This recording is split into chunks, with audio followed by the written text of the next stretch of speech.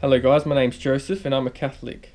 And with the problems going in Australia with the gay marriage trying to be pushed through Parliament, I've seen that a lot of people have been arguing on social media and on the internet about marriage and all that sort of stuff. And I saw that a lot of people that support this or support gay marriage said there's no really good argument against it.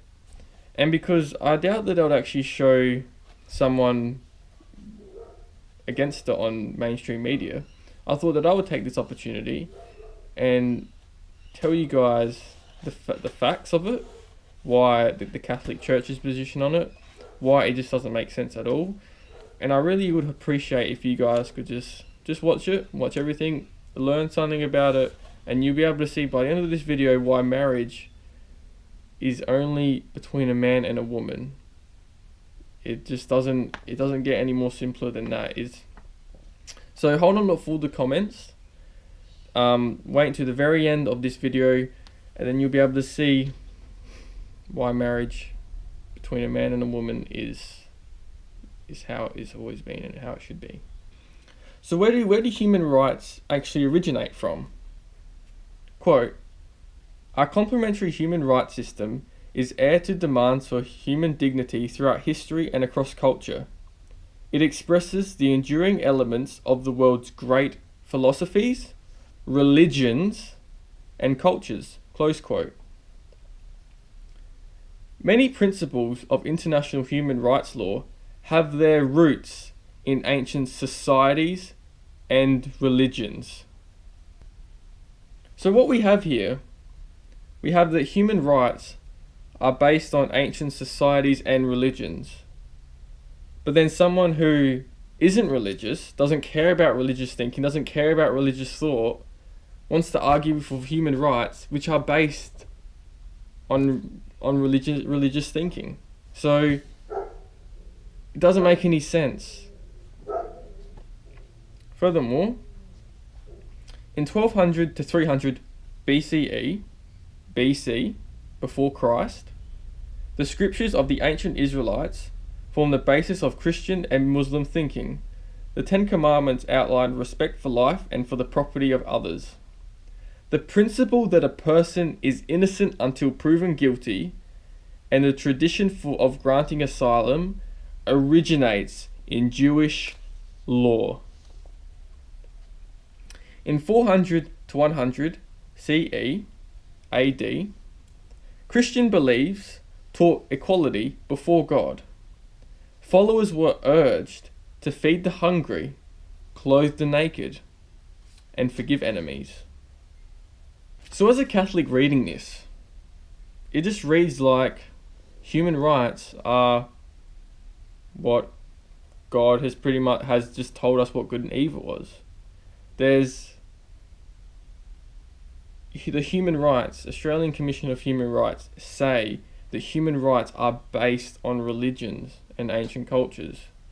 So why take, as someone who's, many of you might not be Catholics or anything, you might be just atheists, why do you support human rights when they're just basically based on Judeo-Christian worldviews? That is my question. Because as a Catholic, I wouldn't follow Islamic law. As a Catholic, I wouldn't follow the Old Covenant Jewish law. I follow the New Testament law that Jesus Christ has instituted, and his church, the Catholic Church that he founded on St. Peter. That is what I follow. So anything contrary to that, I don't worry about. Far away from me as possible, don't want to go near it. I don't need it for my salvation. So my question is, you guys want to argue on the basis of human rights as one of your main arguments. I'm not going to get into a lot of other arguments, but I'm just going to focus on human rights and the nature of marriage, and that will be the video. Why do you spend, that's my question for you. Why do you spend so much on human rights and saying it's a breach of human rights when human rights are based on religions, when some people aren't even religious that follow human rights, if that makes sense? So With that all said, if that makes sense, with all that said, I'm going to read over what marriage is. What marriage actually is. So I'll start off with a quote from Father Wolf. Let's make sure everyone here clearly understands that marriage is a contract that results in a relationship. The traditional description of it is that a man and a woman give and accept perpetual and exclusive rights for acts which are themselves suitable for the generation of children. That's the marriage contract. By validating making that contract, the two become closely related to each other than a father is to his own son or a brother to his own sister. And that relationship is made directly by God. That relationship is perpetual, which means it lasts till death. It's exclusive, only that man and that woman are allowed. It's limited to acts which are themselves suitable for the generation of children. This relationship is sacramental if both parties are Catholic and baptized. This is what marriage is, a very brief explanation of the nature of marriage most of you have probably heard before. The bigger question is, how did we get here? How did we get to the point where priests actually have to spend time at a wedding explaining what a marriage is? There's so much confusion and ignorance about the fundamentals, one fundamental being marriage itself. There's massive confusion about marriage to the point where we now have these bizarre legislative attempts to produce new kinds of marriage as if it were possible. Close quote. We now have these bizarre legislative attempts to produce new kinds of marriage as if it were possible. Close quote. Father Wolf. So we're going to shift the topic and talk about God for this instance. What the natural law is. Quote.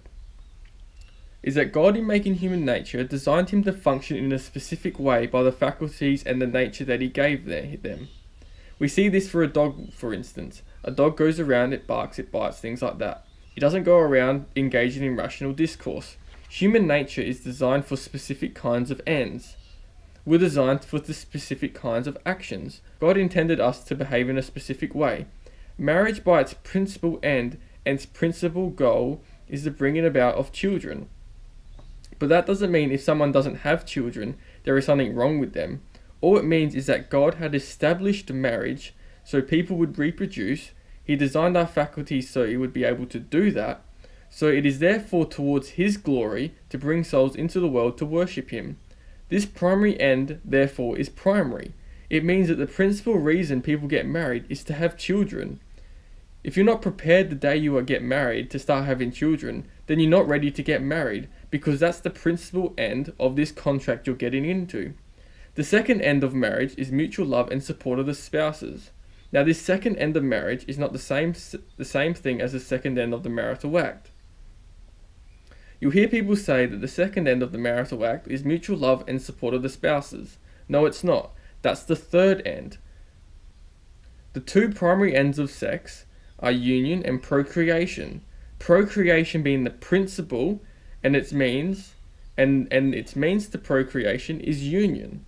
These are the two primary ends. Having children is the primary end.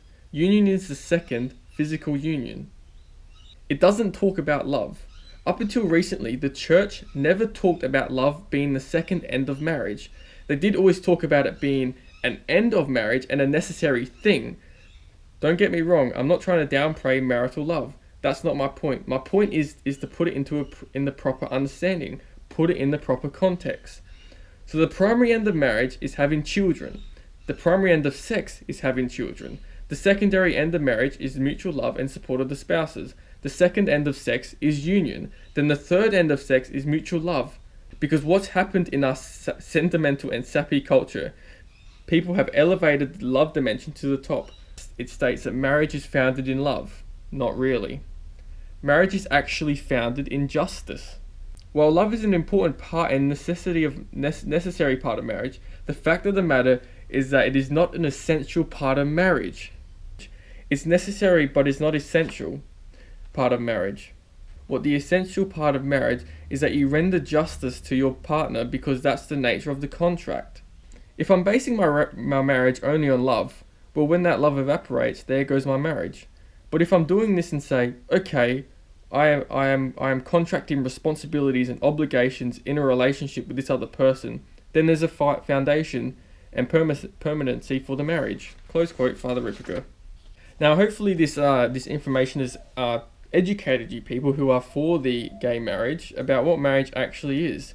And you should be able to see by these definitions about what marriage actually is. This is literally the hardcore stuff, what marriage actually is. And you can just see by reading it that it's not excluding, oh, gays, no, we can't make gays, no, it's nothing to do with that. It's for having children, for goodness sake. It's not for, oh yeah, I feel like loving that person, so I'm gonna get married. Well, if you do that, then you're gonna end up divorced anyway. So marriage is about having children. Can you not see that? So when people want to pass these ridiculous laws about, oh, I love my partner, so I'm gonna get married. Well, sorry, marriage is not love. Okay, it's not just all love. Well, it's not like that. Okay, it's not. And if you think that, then you shouldn't be married. Honestly, yeah, that's the point. If you think that marriage is just about love, you shouldn't be being married at all. You should be far away from marriage as possible. You shouldn't be married at all. And I'm sorry if that hurts anyone, but it's the simple truth. If you think marriage is about love, don't get married. Stay right away from it, because you ain't gonna last. You're gonna be one of those people who pulls the pin after like 72 hours or something. So, you know what, as you can see, that this is not about excluding people's rights, because someone who's homosexual can go to the shops, they can go to work, they're not being lynched up by Catholics or anything, they're not being dragged in the street. They have just as many rights as any of us. So, what's your point? People who are for gay marriage, what is your point? You don't have anything to argue with. You have nothing to come back with, because I've just laid out what marriage is. Your move. Someone wouldn't argue at all that murder is murder. No one would sign a petition saying, no, murder's not murder. Or stealing is not stealing. Or adultery is not adultery. Or idolatry is not idolatry. No one would even go near those. But they will with marriage. Isn't that interesting? That no one will attack what murder is, what stealing is, property, human rights. You can get someone who's done a 24-hour course online and go through the rights of a marriage, but it's not actually going to be a marriage.